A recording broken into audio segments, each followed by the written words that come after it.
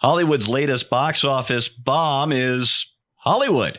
Hey, everybody, I'm Steve Green with Bill Whittle and Scott Ott, and this is Right Angle, brought to you by the members of BillWhittle.com. And gentlemen, this is one of those stories that just shines a light on my black little shrunken heart. Hollywood lost more than $500 billion in market value in 2022. Now, you may say, the markets were all off last year or this year. It's not over yet. But Hollywood really led the way. They underperformed a underperforming market. And Bill, this is the part where I really get some Sade in my Freuden. The studios that led the way in this financial collapse were the left-leaning ones. Walt Disney, Netflix, and Comcast accounted for the bulk of the bloodshed, and that was from Breitbart.com. They use the word bloodshed. I just love that. They also say that the Dow Jones Media Titans Index, which tracks the performance of 30 of the world's biggest media companies, shed 40% of its value this year. Total market value declining from $1.35 trillion to $808 billion, according to Financial Times. Bill, I have never seen in my life a town more obsessed with money than Hollywood, specifically in the entertainment industry more broadly. What happened to that? Well, left-wing politics happened to it. I mean, Disney is by far the worst offender in terms of what they put out, and because of what Disney used to be, they've fallen the furthest. Yeah. You know, I mean, when I was a kid, Disney. I just can't bear the thought of Walt Disney being alive today to see what's being done in his name. But Disney owns just about everything, right? They own Marvel. I think they own Star Trek or Star Wars, or both of them, and Bob Iger was the guy who brought all of this, woke agenda into Disney, and then he was stepped down, and Bob Chapek took over, and he was trying to bring it back around to the thing where audience was go see it, and then he gets bumped, and Chapek's back, and then Bob Iger's back again. So it's going to get worse, and it doesn't matter if it gets worse or better now, because the brand is irreparably damaged, and so are all the sub brands. Star Trek is dead. Star Wars is dead. Nobody cares anymore.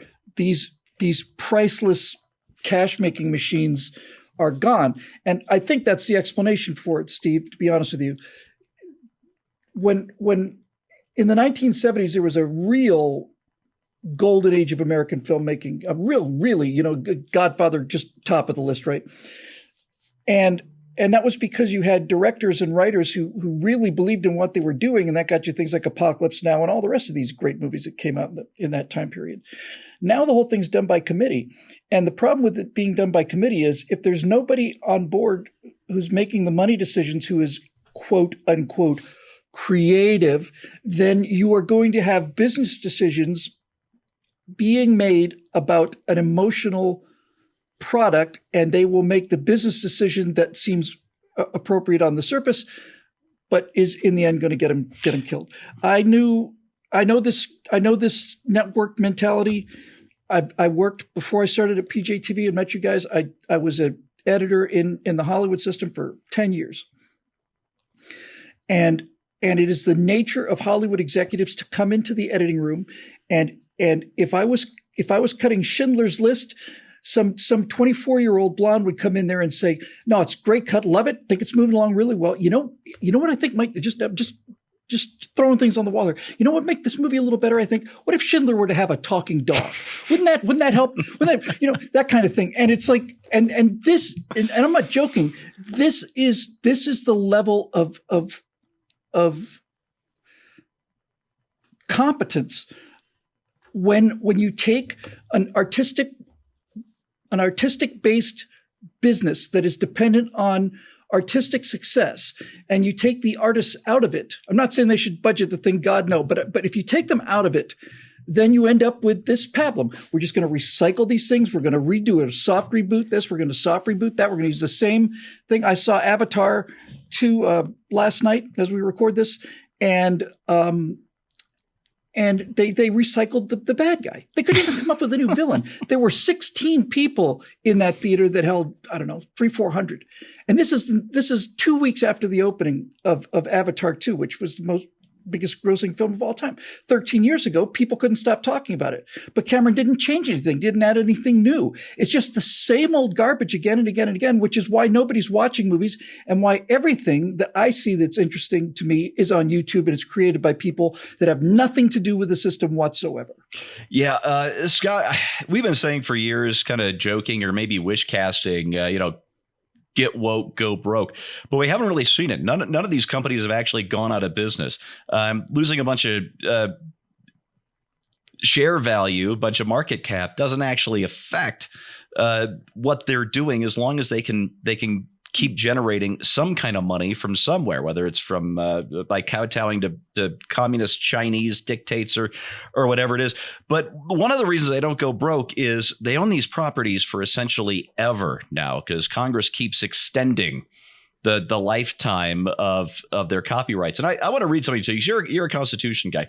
Article 1, Section 8 of the Constitution says that to promote the progress of science and useful arts by securing for limited times to authors and inventors the exclusive right to their respective writings and discoveries. Whatever happened to that limited time thing? That was supposed to be a spur to more innovation, wasn't it? It's funny. I just saw a headline in the Wall Street Journal this morning. I didn't read the story, but I'm going to go back later and take a look at it. That the copyright to Steamboat Willie is about to expire.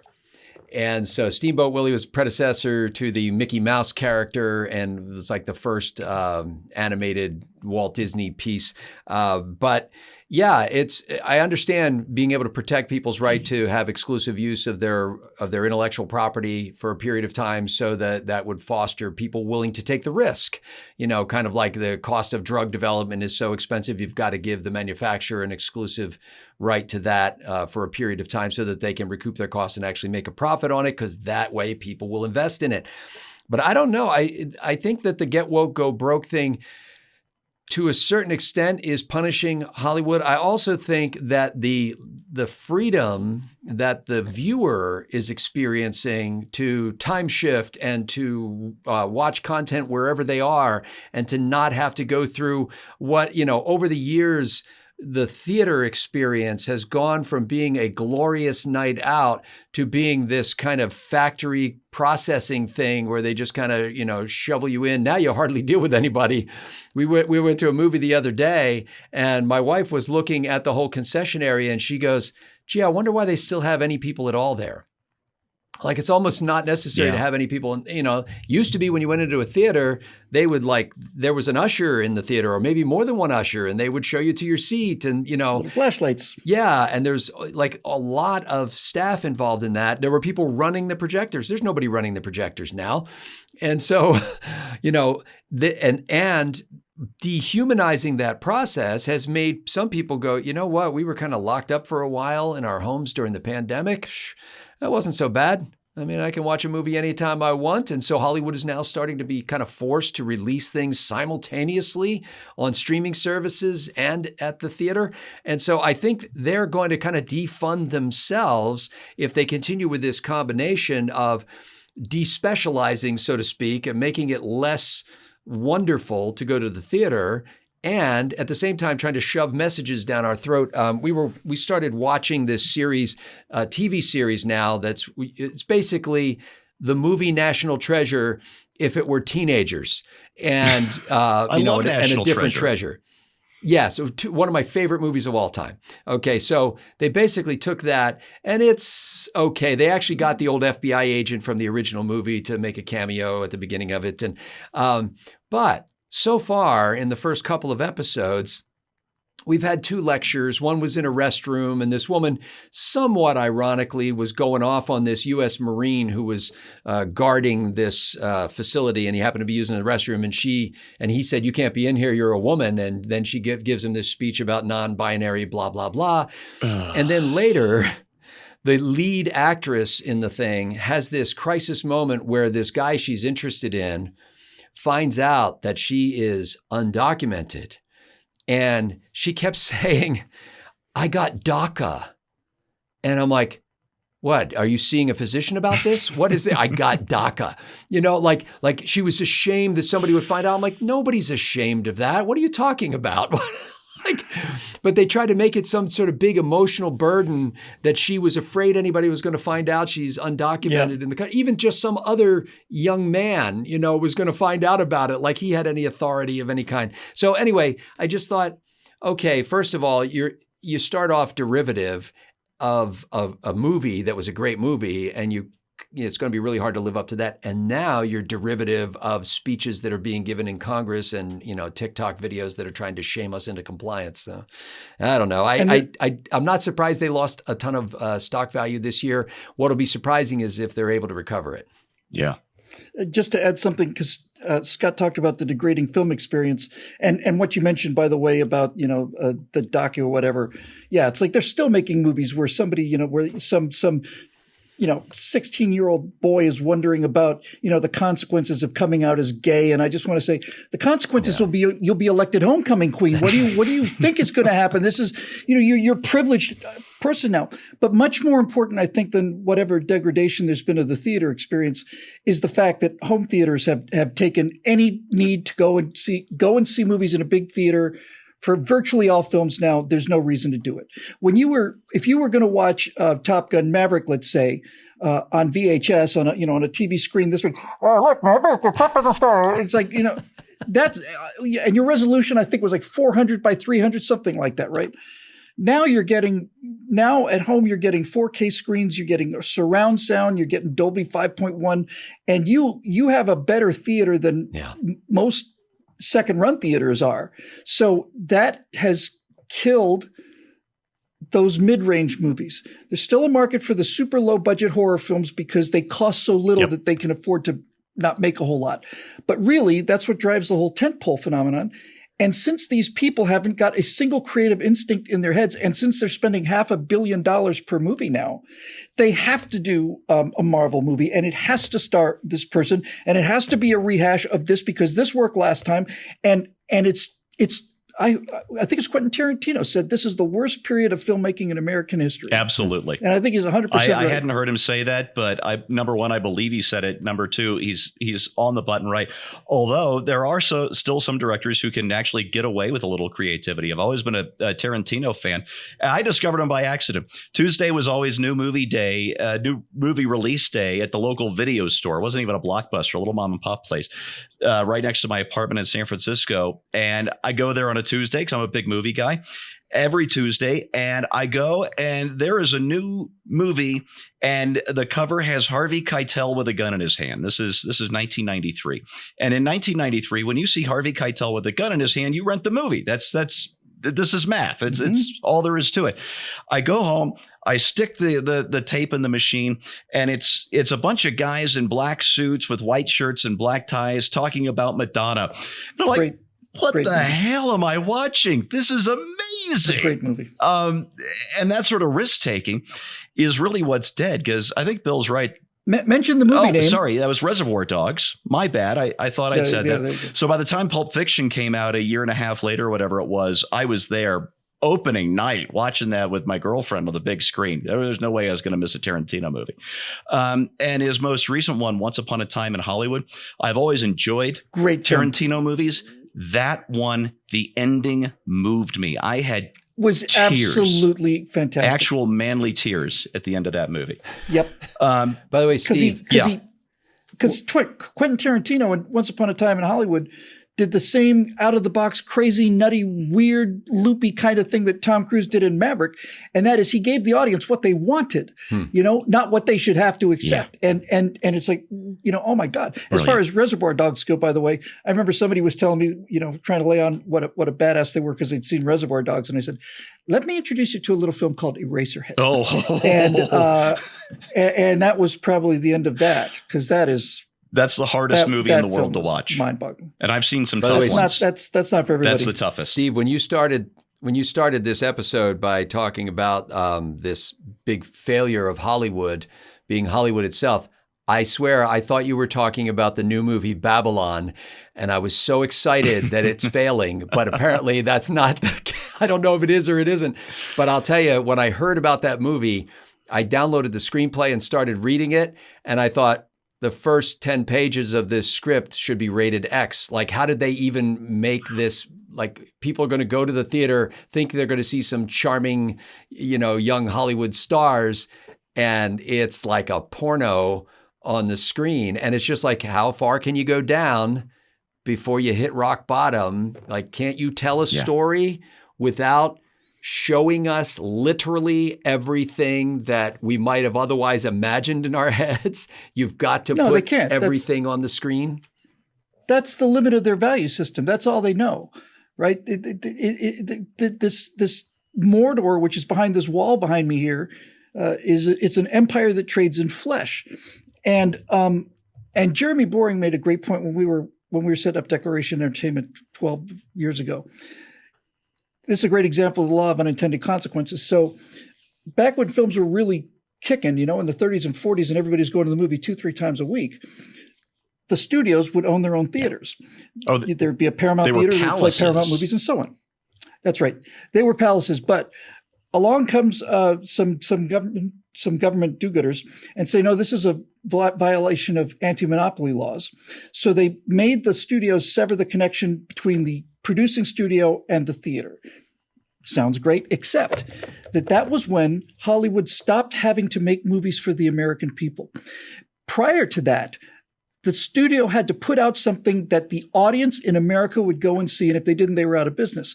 But once you cut that connection, then as long as you get some money in, it doesn't really matter where it comes from. And that's how you start finding out that, China starts spending more and more money, and all this outside money starts coming in. Right now, Disney has an audience of 2, and that is whoever's in charge of the Ministry of Information at the Chinese Communist Party, and whoever's looking at movies for BlackRock, because those two entities finance essentially all of Hollywood. They don't have to make movies for Americans anymore. They don't need it. It's not their money. They're going to get paid anyway. Yeah.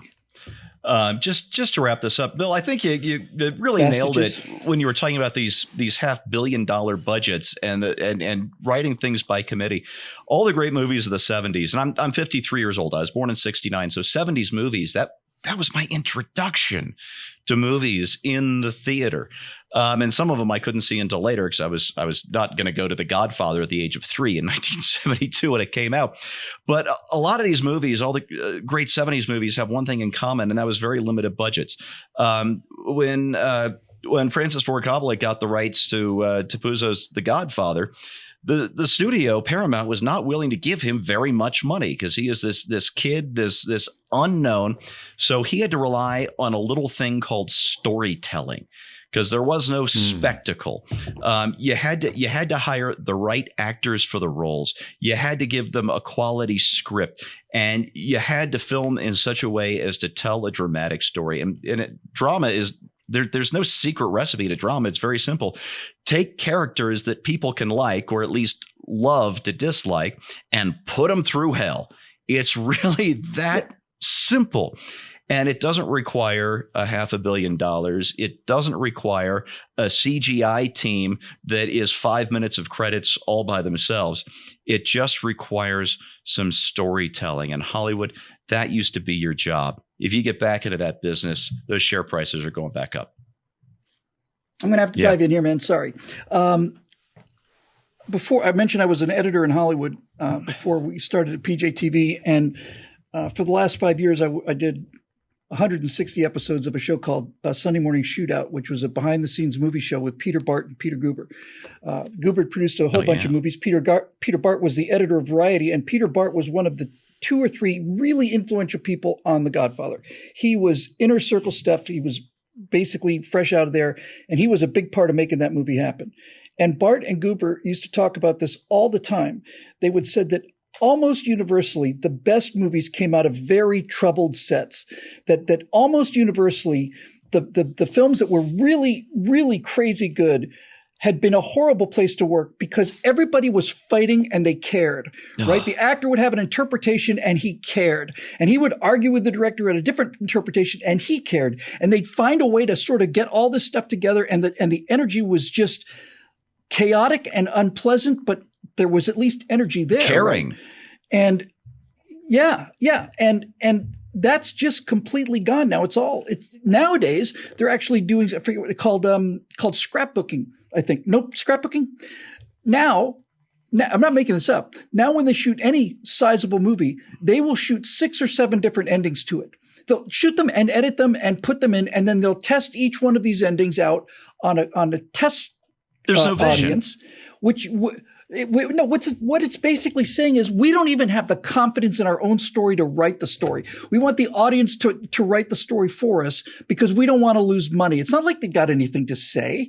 If you write a movie that's got 7 possible endings, you're just going to put it out there and see which one gets the plurality of the vote, right?